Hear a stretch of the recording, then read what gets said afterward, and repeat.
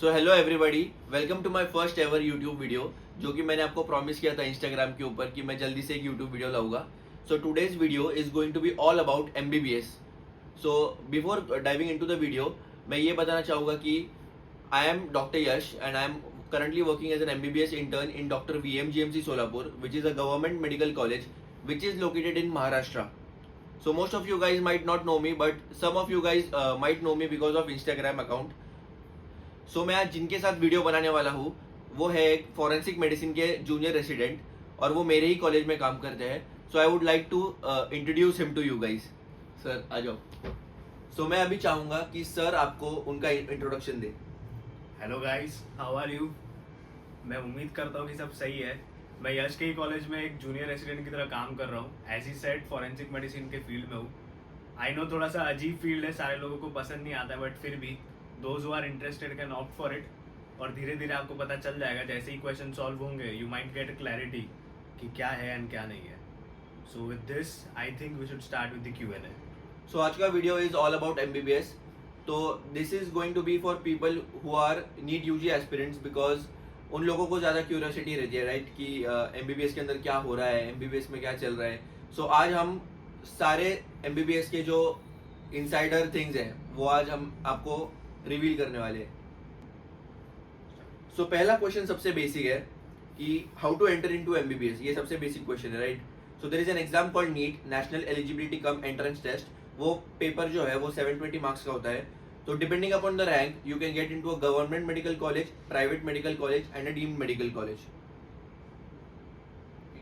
So moving on to the next question, third और final year को pass करना मुश्किल है क्या? आई वुड लाइक कि सर इसको आंसर करें. वेल, थर्ड और फाइनल ईयर को पास करना वैसे रिलेटिवली इजी होता है, प्रोवाइडेड कि आप कितनी पढ़ाई करते हो. बेसिक सी चीज़ है कि अगर कॉन्सेप्ट्स आपके क्लियर एंड क्लिनिक्स में अगर ध्यान दिया हो तो it more than enough to score passing marks. बाकी डिस्टिंक्शन आपके ऊपर है, आपको लाना है तो आप ला सकते हो, नहीं लाना है तो पासिंग मार्क्स से भी खुश रह सकते हो. सो मेरे अकॉर्डिंग मेरा मानना ये है कि फर्स्ट और सेकेंड ईयर सबसे ज़्यादा डिफिकल्ट है और थर्ड और फाइनल ईयर को ज़्यादा डिफिकल्ट नहीं माना जाता. क्यों? इसका रीज़न मैं आपको बताता हूँ. जब आप नीट से सीधा एमबीबीएस के अंदर आते हो तब फर्स्ट ईयर के अंदर जो 3 सब्जेक्ट्स होते हैं, एनाटॉमी, फिजियोलॉजी एंड बायोकेमिस्ट्री, वो आपको एकदम से नए लगने लगते हैं. आपको नहीं पता कि पढ़ना कैसे है. सो इसीलिए फर्स्ट ईयर सबसे डिफिकल्ट ईयर माना जाता है. एंड जब आप थर्ड और फाइनल ईयर में आते हो क्लिनिकल टॉपिक्स बहुत बढ़ जाते हैं जो कि बहुत सारे इंटरेस्टिंग होते हैं. तो इंटरेस्टिंग टॉपिक जब आप पढ़ते हो आपको अल्टीमेटली एग्जाम देने में और ज़्यादा मज़ा आता है.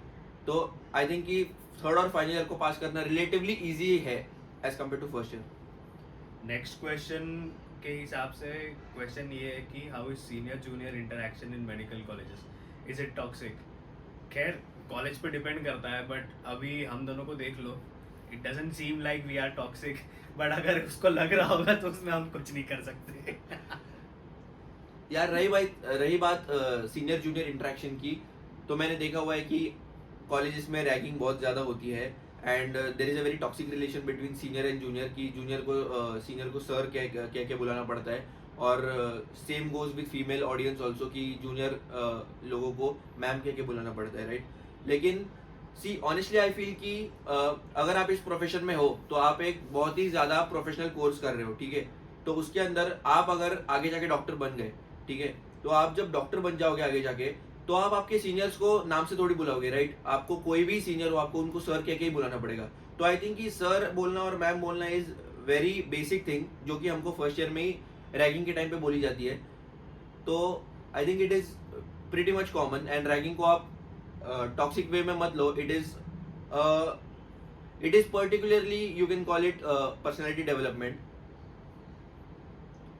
So the next question is it very difficult in MBBS even after you clear NEET? See, I don't think कि MBBS ज़्यादा difficult है, but the thing is that MBBS काफ़ी ज़्यादा vast है.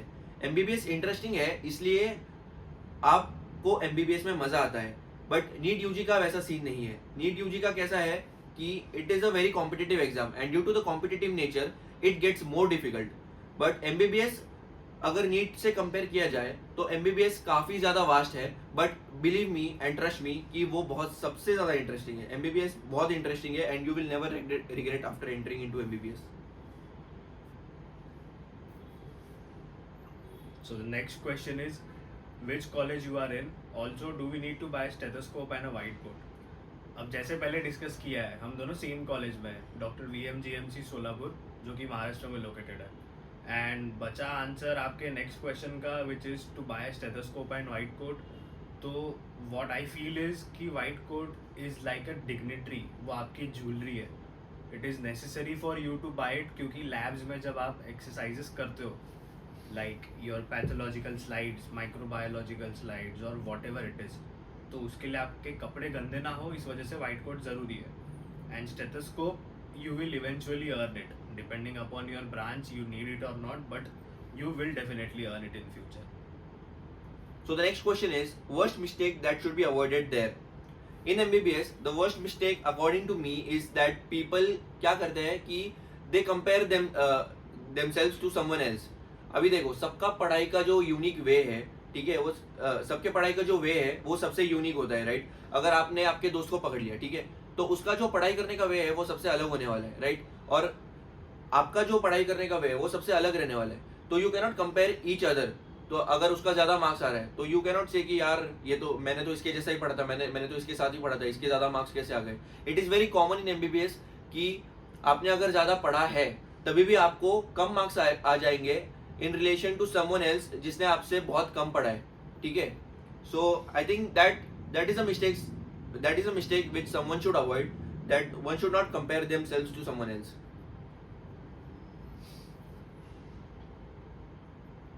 Next question is it academically stressful. देखो, जैसे ही 12th के बाद आप नीट का प्रिपेयर करके you get your self in a seat for MBBS, it's a drastic change in your life style. ये सिलेबस का कभी आदत नहीं रहता है हमें. You hear words, you see things which you haven't seen and you are not used to. So first year में in the first 3 to 4 months it is very stressful. समझ में नहीं आता है कहाँ से क्या पढ़े, कोई भी आके कुछ भी पढ़ा के चले जाता है. But as you progress in your field, you eventually get hang of things and उसकी वजह से वो stressful कम लगता है. But only time you feel stressed is that when you don't revise regularly, you don't practice regularly, you don't attend your clinics. तो उस time पे वो सारी चीज़ें आपको एग्ज़ाम में बहुत रिग्रेट करती है कि अगर ये चीज़ मैंने उस टाइम पे की होती तो it wouldn't have been that stressful in that moment. But otherwise it's very easy, you can get hang of it very easily. Enjoyment करते करते आप आराम से 50-60% स्कोर कर लेते हो, बिना पढ़े भी स्कोर हो जाता है बहुत सारे बच्चों को. मैं आपको सिर्फ एक ही एडवाइस दूंगा कि जिस वे से आपको स्ट्रेसफुल फील नहीं होगा, वो एडवाइस रहेगी कि study from day 1. When you get into MBBS, जब आपका 365 डेज का वो जो फर्स्ट ईयर रहेगा, आपको डे 1 से पढ़ाई चालू करनी है. Even if it is for only 2 hours या even if it is only for 1 hour, अगर आपने डे 1 से पढ़ा तो आपकी जो कॉन्सेप्ट्स है वो डे 1 से क्लियर होना चालू हो गए, as compare to a person जो सिर्फ एट द एंड पढ़ रहा है.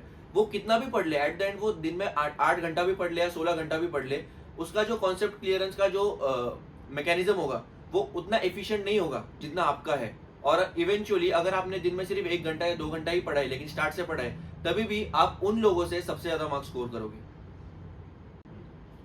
अगला क्वेश्चन ये है कि do they have AC in their hostel. भाई सुनो, ये जो मेरी रूम है ये मेरी हॉस्टल की रूम नहीं है, और कोई भी गवर्नमेंट मेडिकल कॉलेज या I guess most of the private medical college के अंदर बिल्कुल भी AC नहीं होता है. मैं कॉलेजेस की नहीं, मैं हॉस्टल की बात कर रहा हूँ. कॉलेजेस में AC होता है मगर हॉस्टल्स के अंदर आपको 99% आपको AC बिल्कुल भी नहीं मिलेगा. मैं अभी मेरी इंटर्नशिप कर रहा हूँ, इसलिए मैं एक फ्लैट में रह रहा हूँ जिसके अंदर AC वगैरह सब कुछ है. लेकिन डू नॉट एक्सपेक्ट कि आपको AC मिलने वाला है, वो भी फर्स्ट ईयर के अंदर. ये बिल्कुल भी आप बहुत गलत सोच रहे हो. But a matter of fact, अगर आप ऐसे सोचो कि आपको अगर AC मिल भी गया तो भी सिलेबस इतना ज़्यादा रहता है कि ऑटोमेटिकली गर्मी आने लगती है पढ़ के. बात सही है सर की. तो AC का आप AC का जो है ख्याल वो तो आप दिमाग से छोड़ ही दो. और रही बात कि अगर आप एक गवर्नमेंट इंस्टीट्यूट में हो या एक सेमी प्राइवेट इंस्टीट्यूट में हो, ये बात सिर्फ उसी पे लागू होती है कि आपको AC नहीं मिलने वाला है. अगर आप एक डीम्ड यूनिवर्सिटी में हो तो उनके अंदर भी अलग अलग हॉस्टल के पैकेजेस होते हैं जिसके अंदर AC अवेलेबल होता है कुछ कुछ रूम में. तो अगला क्वेश्चन ये है कि how much costly MBBS is. So it again comes down to whether you are in a government, private और a deemed university. Government institutes में अगर आपने देखा जाए तो fee usually ranges around 60,000 to 1 lakh per year. Rarely it goes beyond 1.5 lakh per year. रही बात semi government या तो सेमी प्राइवेट इंस्टीट्यूट्स की, अगर आप मेरिट से लगते हो तो पर ईयर आपको 9 लाख रुपीज या 9 लाख टू 13 लाख के बीच में आपकी फी होती है. Also it also depends upon कौन से कॉलेज में आप जा रहे हो. हर कॉलेज का फी स्ट्रक्चर वेरी करता है. एंड रही बात डीम्ड यूनिवर्सिटी की, तो मैं चाहूंगा कि सर इसको आंसर करें, क्योंकि सर एक डीम्ड यूनिवर्सिटी में थे in his MBBS course. So sir will answer it. Deemed universities का ऐसा है कि depends upon the management and whatever they are thinking. मैंने 8 lakhs per year fee pay किया था, but over the duration of time fees increase होती है. Currently it goes almost around 40 lakhs a year just for MBBS. Post graduate की तो आप बात ही छोड़ दो डीम्ड यूनिवर्सिटीज़ की. What I will suggest you is कि आप थोड़ा मेहनत करें एंड उसके बाद try to get in government medical college. एक पॉकेट पे बर्डन कम होता है, but if you still want to go for private that is your choice. So the next question is, can a senior be my friend और not? If yes, will he rag me? Well, depend करता है कि उस senior का mindset कैसा है. अगर वो फ्रेंडली है तो इसका ये मतलब नहीं है कि वो आपकी रैगिंग नहीं ले सकता है. वैसे टाइम देखा जाए तो currently ragging in a physical form doesn't exist और वो एक्सेप्टेबल भी नहीं है. बट एक सीनियर अपने जूनियर को सिर्फ और सिर्फ तभी सिखा सकता है जब वो थोड़ा सा मार खाए, नहीं तो फिर वो नहीं सीखने वाला. सर पे बैठ जाते हैं लोग. So if you want to keep your juniors as a friend you can keep them, but they should also know that they are your seniors.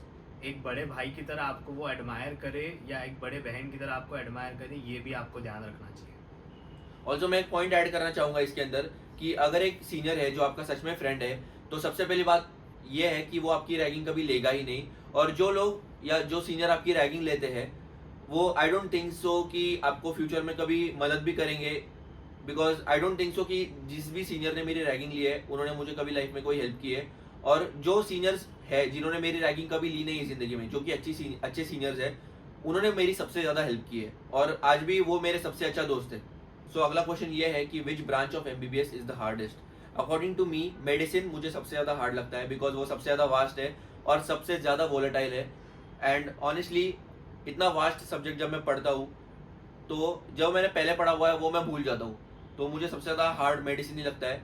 और इनकेस अगर तुमने PG भी मेडिसिन में कर लिया तो तुमको सुपर स्पेशलिटी में और 3 साल देने पड़ेंगे, जो कि मुझे अच्छा नहीं लगता है. हर एक का अलग अलग चॉइस रहता है. आपको सर से बात करनी पड़ेगी उनको क्या पसंद है.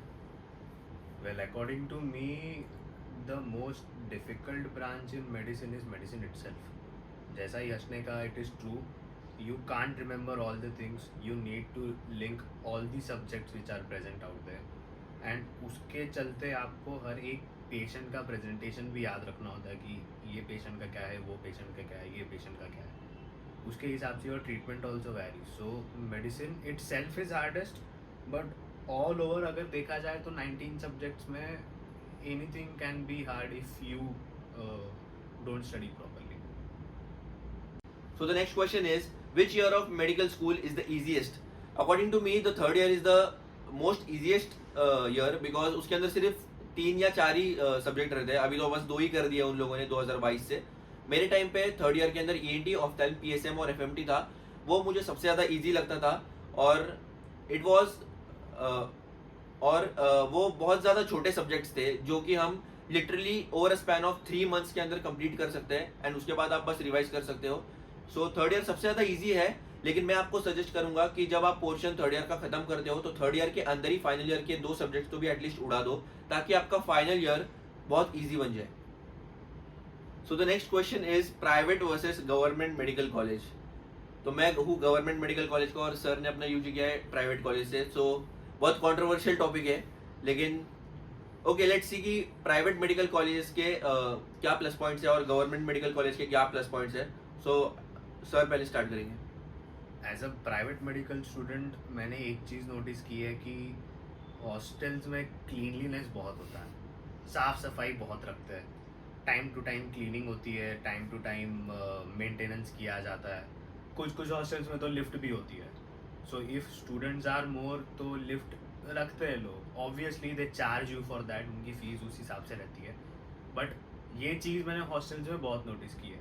बाकी गवर्नमेंट कॉलेज का तो यश ही बताएगा आपको। The only good thing about government medical college is that कि आपको फीस सबसे ज़्यादा कम लगती है, और आई थिंक कि majority things government medical college के बारे में इतने अच्छे नहीं है, बिकॉज क्लीनिनेस वगैरह तो कुछ होती नहीं है गवर्नमेंट मेडिकल कॉलेज में, और हॉस्टल्स का भी सेम ही हाल है, और टीचिंग का भी आई डोंट थिंक सो, क्योंकि सब लोगों ने ऑनलाइन ही पढ़ाई किया होता है mostly from sources such as Prep Ladder और मैरो, तो आई डोंट थिंक सो मैं इसके बारे में कुछ ज़्यादा बोलना चाहूँगा, वरना पंगे हो जाएंगे।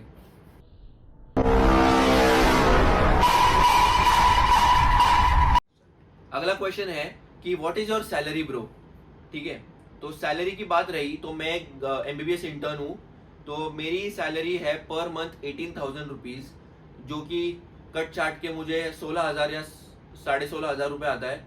एंड फॉर रेसिडेंट्स सर आपको बताएंगे। फॉर रेसिडेंट्स डिपेंड अपॉन कि आप कौन से कॉलेज में हो, हर कॉलेज की हर स्टेट की सैलरी डिफर करती है, but generally it lies around 1 lakh rupees, and tax वगैरह कट के it comes in hand about 90,000 rupees. So the next question is what are med school essentials.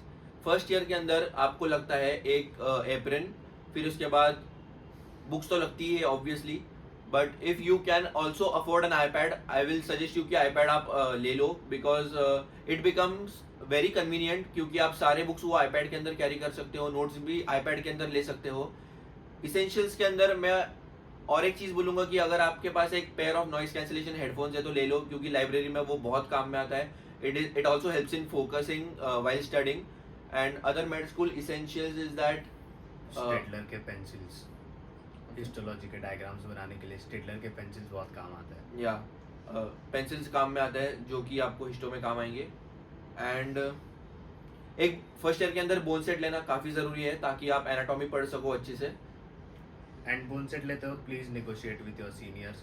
लोग कोई भी चिपका जाएंगे आपको, आपको पता नहीं होता है क्या हो कि बायलैटरल आपको यूनिलैटरल में भी बेच सकते हैं। सो प्लीज़ बोन सेट ध्यान से, ऐसा ना हो कि बायलैटरल खरीदा आपने उसमें से 2 स्कल निकले। सारी उम्र में जो कर जब आ रहा। नहीं, मैंने ऐसा ऑब्जर्व किया है कि गवर्नमेंट मेडिकल कॉलेज जो होते हैं उसके अंदर जो स्कल बोन सेट होते हैं वो लिटरली 12,000 से 15,000 के बीच में सोल्ड आउट हो जाते हैं, लेकिन जो डीम्ड यूनिवर्सिटीज के अंदर बोन सेट है वो लिटरली 45,000 टू 65,000 तक सेल होते हैं। मैंने मेरा पर्सनली 30,000 में खरीदा था, सो आई नो द पेन, कितना पैसे जाते हैं। लेवल सबके निकलेंगे, बट निकलेंगे उसके जो खड़ा रहेगा यहाँ पे। और जब आप थर्ड ईयर के अंदर आ जाओगे तब आपको मोस्टली एक स्टेथोस्कोप तो लेना ही पड़ेगा, उसके साथ आपके क्लिनिकल पोस्टिंग चालू हो जाएगी, इसलिए आपको स्क्रब्स भी खरीदने पड़ेंगे। और फॉर्मल्स तो बेसिक नेसेसिटी है, फॉर्मल्स तो हर ईयर में पहनने पड़ते हैं। So I guess that's it. So the most frequently asked question ये है कि how should I manage med school and extra curricular activities. So I know कि आपने ये मुझे इंस्टा पे पूछा है, क्योंकि मैं मेरे इंस्टा के ऊपर दिखाता हूँ कि how do I manage med school along with extra curricular activities. So मैं पर्सनली मेरा टाइम टेबल बता देता हूँ कि मैं दिन के अंदर करता क्या हूँ। ठीक है, मैं सुबह जल्दी से उठता हूँ, मैं 7 बजे उठता हूँ। मेरी जितनी भी पढ़ाई है दिन की, मैंने आपको जैसे कि पहले बोला कि study from day 1 even if it is for 2 to 3 hours, तो मैं सुबह 7 बजे उठता हूँ, मैं 2 से 3 घंटा पढ़ता हूँ और मेरी दिन की पढ़ाई वहीं पे खत्म हो जाती है। उसके बाद मैं कॉलेज करता हूँ, फिर मैं क्लिनिकल पोस्टिंग्स अटेंड करता हूँ। वो सब होने के बाद मैं मेरा खाना खा के जिम वगैरह चले जाता हूँ। जिम से आने के बाद मैं थोड़ा सो लेता हूँ। जब मैं सो के उठता हूँ तब मैं सो के उठता हूँ, उसके बाद I again study for 1 hour और 2 आवर्स। लेकिन मोस्ट ऑफ द टाइम्स मेरा जो इवनिंग का स्टडी सेशन है वो कभी कंप्लीट नहीं होता है, बिकॉज मैं कभी फुटबॉल खेलने चले गया या तो फिर मैं कंटेंट शूट कर रहा हूँ मेरा।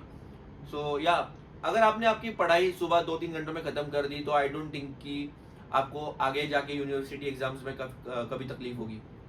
भाई आज से 5 साल बाद आपकी कितनी सैलरी होगी? देखो भाई, मेरे को 5 साल बाद की बात तो पता नहीं, लेकिन मेरी अभी की सैलरी 18,000 रुपये है। And I am blessed by God कि I am also earning well through content creation, touch wood. But 5 साल बाद की मैं कभी सोचता भी नहीं हूँ, मैं बस मैनिफेस्टेशंस में बिलीव करता हूँ। एंड देखो 5 साल बाद की बात जो है वो काफ़ी दूर है, बिकॉज मैंने कभी सोचा भी नहीं था कि जब मैं फाइनल ईयर में एंटर किया था तो मैंने कभी सोचा भी नहीं था कि मेरी 6 महीने के अंदर लाइफ बदलने वाली है। जब मैं फाइनल ईयर के मिड सेक्शन में आया और जब मेरा कंटेंट काफ़ी वायरल होने लगा इंस्टाग्राम पे, तब मेरी लाइफ काफ़ी ज़्यादा चेंज हो गई। over a period of just 6 months. So yeah, 5 साल तो बहुत बड़ी बात है. 6 महीने में लाइफ चेंज हो सकती है. So I don't think कि मैं आपको बता पाऊंगा कि 5 साल बाद मेरी सैलरी कितनी होगी.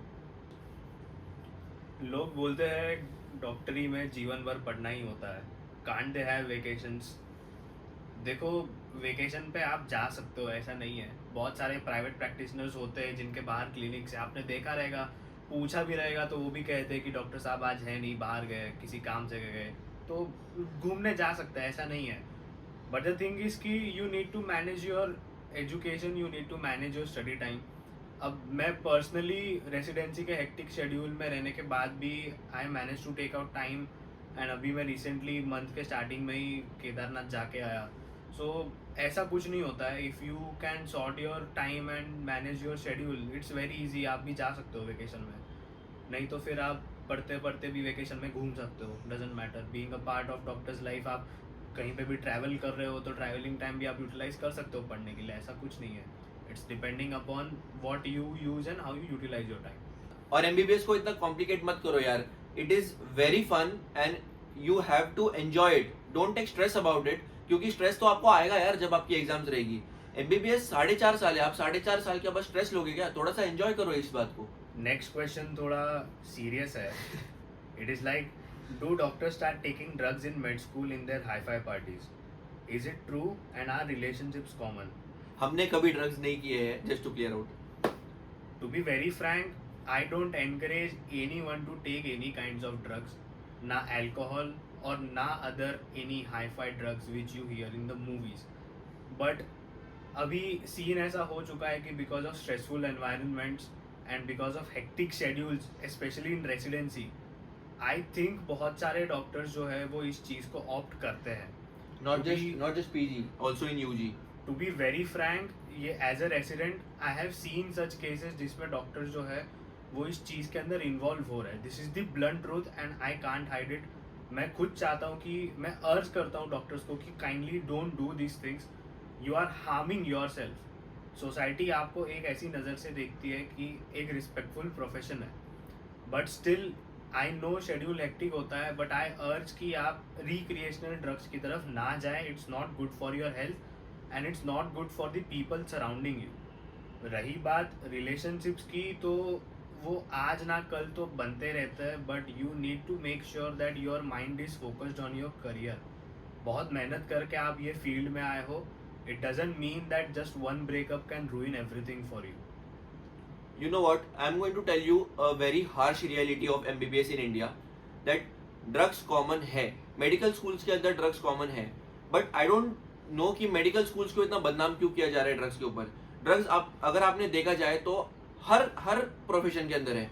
कोई भी, अगर आप इंजीनियरिंग के स्टूडेंट्स देख लो वो भी मार रहे हैं. अगर आप मेडिकल के लोग देख लो वो भी मार रहे हैं. I just don't feel right कि सिर्फ मेडिकल वालों को बदनाम क्यों किया जा रहा है. बट द रियलिटी इज कि आप अगर एक हॉस्टल में घुसोगे तो आपको 1 या 2 रूम ऐसे मिल ही जाएगी जिधर ये सब चीज़ें चलती है.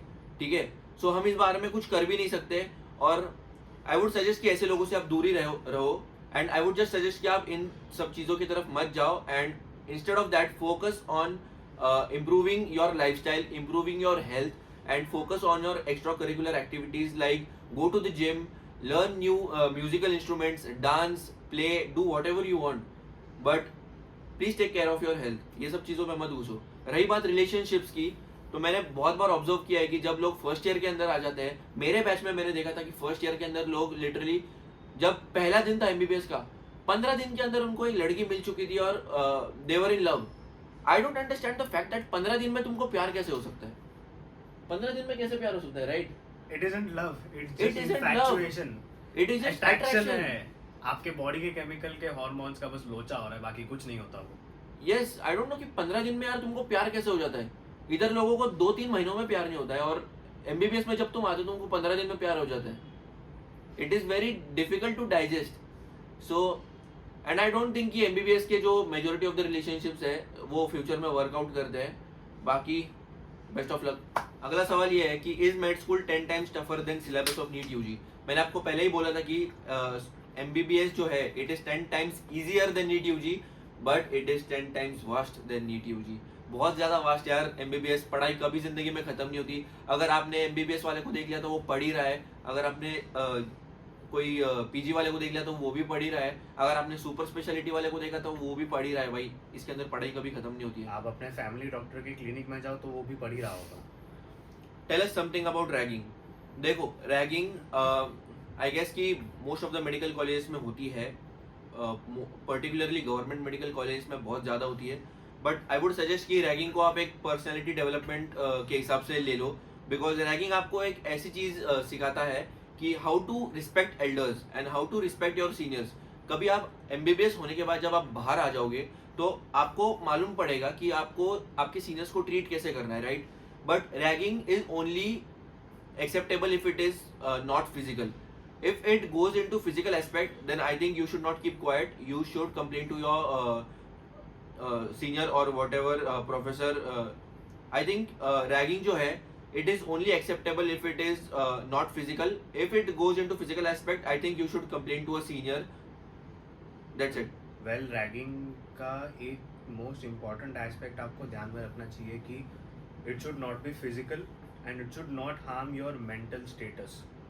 अगर ये दो चीज़ें आपकी बहुत ज़्यादा अफेक्ट हो रही है तो हर कॉलेज में एक एंटी रैगिंग बोर्ड होता है, आप वहाँ पे कंप्लेंट लॉन्च कर सकते हैं with a particular reason, keeping in mind के आपका जो है सेफ्टी है, लेकिन जिसके ऊपर आप कंप्लेंट डाल रहे हो उसकी लाइफ भी ख़राब हो सकती है। ये दोनों एस्पेक्ट है उस चीज़ के। So as long as ragging is affecting you physically, physical torture, mental torture, it is hampering your daily basis पे अगर हो रहा है आपके साथ तो वो गलत चीज़ है एंड ये रुकनी ही चाहिए। अगला question, is it true that final year of MBBS gets lonely? देखो अभी मैं नहीं जानता कि आप लोनली किस एस्पेक्ट्स में बात कौन से एस्पेक्ट में बात कर रहे हो, कि आप रिलेशनशिप एस्पेक्ट में बात कर रहे हो या आप इन जनरल एस्पेक्ट में बात कर रहे हो, ठीक है? इन जनरल मैं बोलूंगा कि फाइनल ईयर में हाँ आप अकेले पढ़ जाते हो, क्योंकि फर्स्ट ईयर में आप देखोगे कि आपके बहुत सारे दोस्त बनते हैं, सेकेंड ईयर में आपके दोस्त थोड़े कम हो जाते हैं, थर्ड ईयर के अंदर आपको सब साफ दिखने लग जाते हैं, इंक्लूडिंग गर्ल्स, ठीक है? लोग आपको बोलते हैं कि वो लोग पढ़ रहे नहीं है, लेकिन इन रियलिटी वो लोग पढ़ रहे हैं, आपको उनके ट्रू कलर्स दिखते हैं एंड देन आप फाइनल ईयर में अल्टीमेटली अकेले पढ़ जाते हो। Expense of your 5.5 years of MBBS.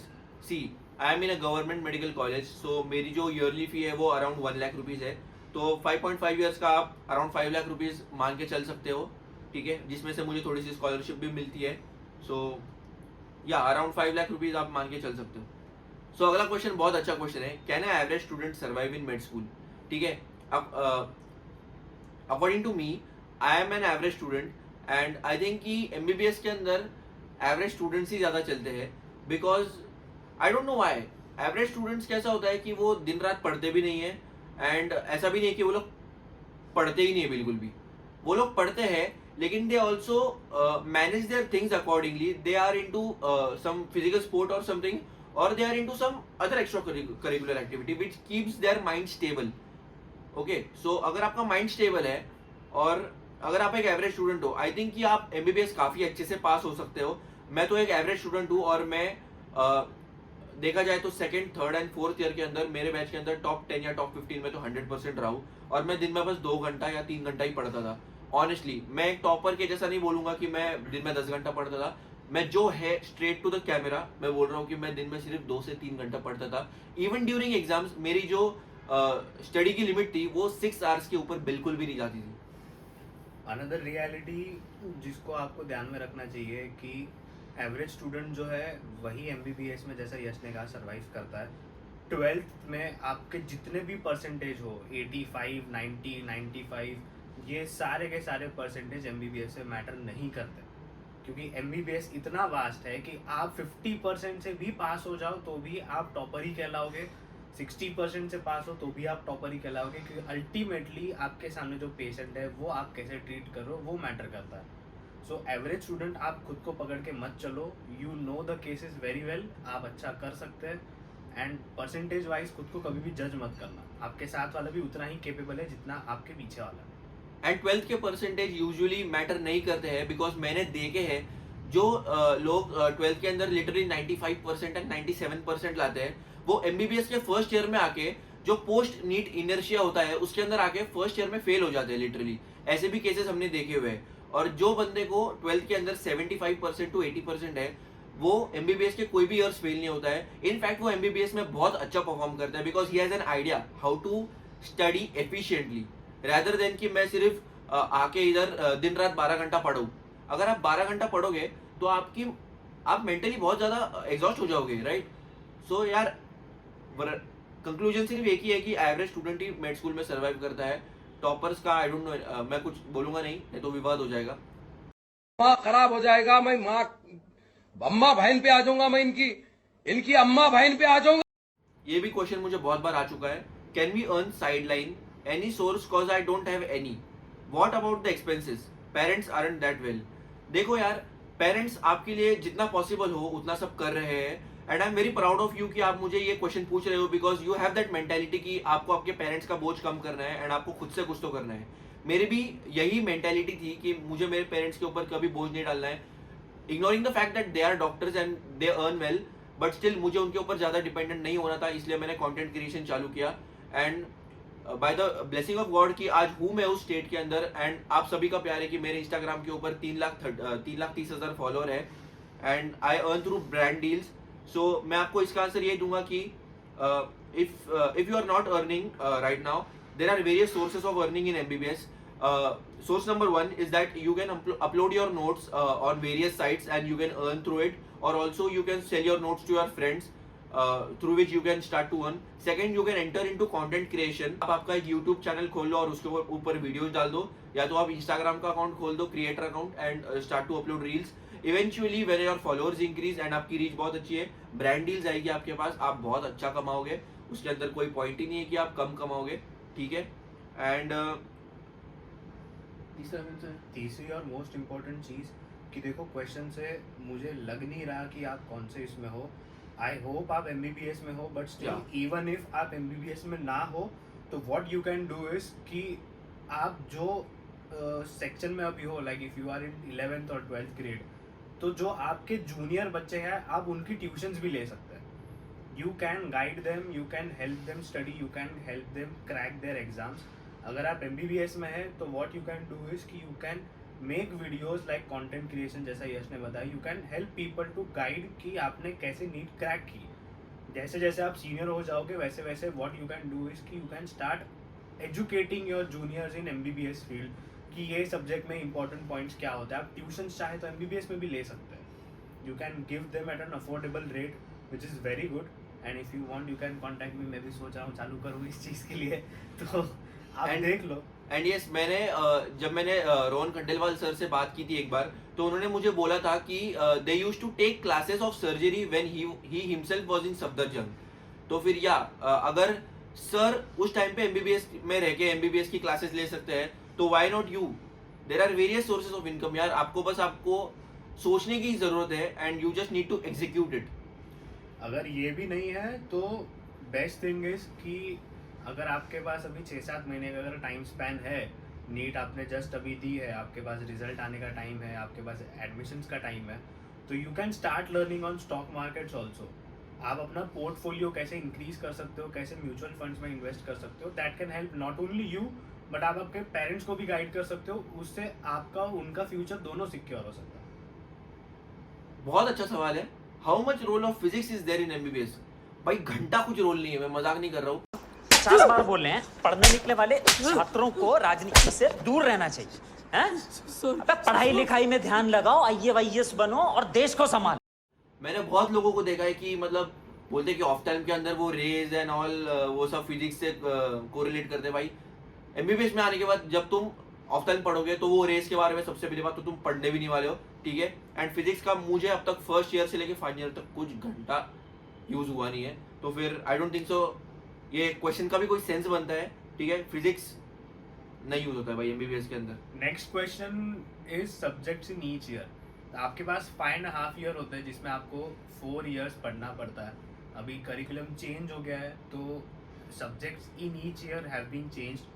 पहले जो थे वो अलग थे। हमारे टाइम पे सेकेंड ईयर वॉज 1.5 ईयर, ये बार आई थिंक थर्ड ईयर और फर्स्ट ईयर पूरा मिला के 1.5 ईयर का हो गया आई थिंक। बट उस हिसाब से देखें तो सब्जेक्ट जो है वो ओवरऑल सेम है, 19 सब्जेक्ट्स है। फर्स्ट ईयर में आपको एनाटॉमी, फिजियो और बायोकेमिस्ट्री पढ़ना पड़ता है। सेकेंड ईयर से आप थोड़े थोड़े जो है एडवांस हो जाते हो. You go into your pharmacology where you learn drugs.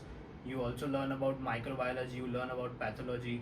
PSM जो है, PSM is preventive and social medicine की कम्युनिटी के प्रॉब्लम्स आप कैसे एड्रेस करते हो, एक मास लेवल पे एक डिसीज़ को कैसे प्रिवेंट किया जाता है जिससे आगे के आने वाले जनरेशन को दिक्कत ना आए, वो भी है.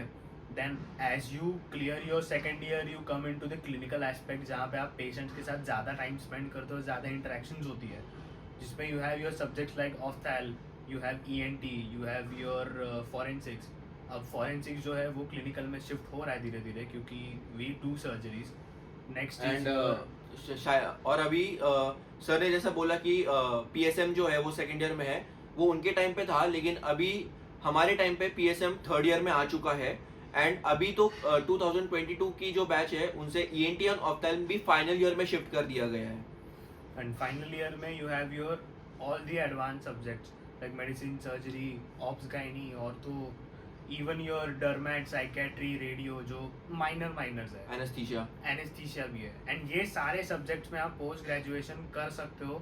तो ऐसा नहीं है कि कोई भी सब्जेक्ट छोटा है, हर सब्जेक्ट की उतनी ही इम्पोर्टेंस होती है. According to you, which is the most toughest and mentally demanding year of MBBS? देखो, according to me, I don't think it is the most toughest, but final year of MBBS is the most mentally demanding year of MBBS because वो इतना ज़्यादा vast है कि आप जब उसको revise करते हो तो आप मेंटली एग्जॉस्ट हो जाते हो, राइट.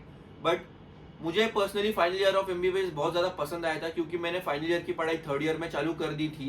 एंड जैसे कि मैंने कहा कि मैं रोज़ एटलीस्ट 3 घंटा पढ़ता था, तो मेरे कॉन्सेप्ट्स काफ़ी क्लियर थे. मुझे जो रट्टाफिकेशन वाली चीज़ें थी वो मेरे दिमाग में ऑलरेडी आराम से बैठ जाती थी. आई don't know why, may be that is the main reason of that कि मैं रोज़ पढ़ता था. But final year of MBBS बहुत ज़्यादा इंटरेस्टिंग है. हालांकि वो बहुत वास्ट है, लेकिन it is the most interesting in all 4 years. Explain hostel life.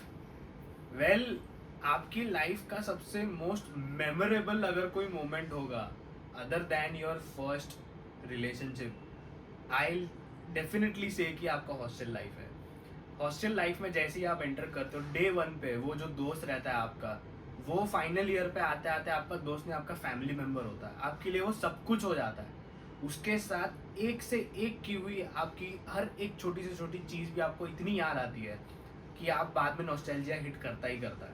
वो सारे छोटी छोटी चीज़ों में रोना, छोटी छोटी चीज़ों में हंसना, इवन यहाँ से वहाँ कीड़े करना, एग्ज़ाम के टाइम पे एक रात पहले सिर्फ और सिर्फ जागते रहना कि क्या कर रहे हैं, क्या नहीं, किसने पढ़ा है नहीं पढ़ा है, दूसरों को जाके डिस्टर्ब करना, स्पेशली बर्थडेज के टाइम पे एक दूसरे को पीट देना.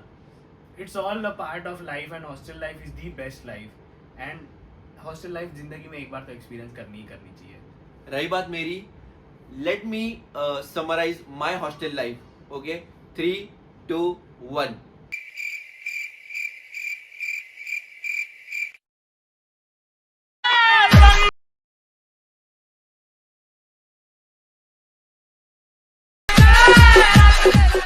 The reality is that I had no hostel life.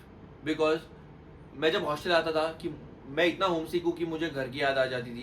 Because hostels वगैरह इतना क्लीन नहीं रहता था. जैसे कि मैंने बोला कि मैं गवर्नमेंट मेडिकल कॉलेज में था एंड मुझे ऑब्वियसली मेरे घर की आदत थी.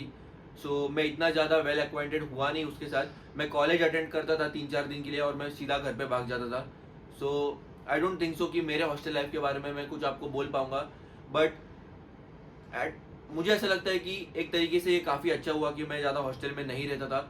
Because I got to focus on my studies, I got to focus on content creation, and जिसके वजह से मैं आज यहाँ पे हूँ, तो उसको मुझे 100% अप्रिशिएट करना पड़ेगा. सो आई एम थैंकफुल दैट कि मैं उतना हॉस्टल में रहा नहीं. बिकॉज अगर मैं हॉस्टल में रहता तो आई डोंट थिंक कि मैं कंटेंट क्रिएशन में कभी घुसता. तो yes. Next question is, do we get paid during internship? Obviously आपको पेमेंट मिलता ही है. गवर्नमेंट कॉलेजेस में फिलहाल 18,000 के आसपास आपको हर महीने स्टाइपेंड मिलता है. Whereas in private colleges थोड़ा लो है, 7-8,000 तक तो आपको ईजिली मिल जाएगा. ऐसा उसमें कोई इशू नहीं है. बट या you do get paid in internships. Here comes the money. Here we go. Money talk. Here comes the money. So the next question and the most frequently asked question is, how much do you earn through content creation? राजा जी अपनी शक्तियों का पूरा इस्तेमाल कर रहे हो. I think आप Insta की बात कर रहे हो, बिकॉज यूट्यूब पे तो ये मेरा पहला वीडियो है।